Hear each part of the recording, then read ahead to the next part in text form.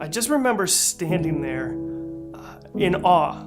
Like, I wasn't able to speak, and I know it sounds funny, but standing in front of this marble statue, like, my body was filled with emotions that are still hard to describe. It was a few years ago, my wife and I had the opportunity to go vacation in Italy, and while we were there, we went to Florence and we got to see Michelangelo's David.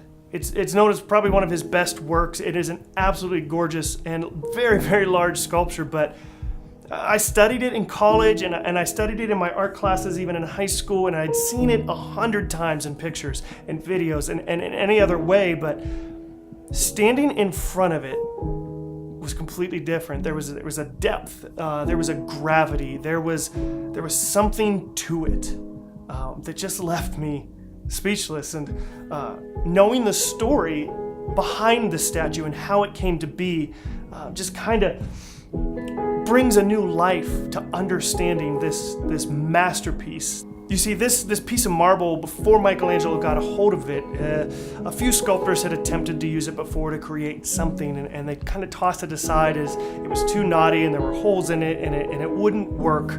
It was a worthless piece of marble that should just be used for practice or be tossed away, but never to create something so beautiful. And it actually laid in this courtyard for over 100 years before Michelangelo came to it and chose it. And Michelangelo came and took it in that form and created this statue that just left me breathless.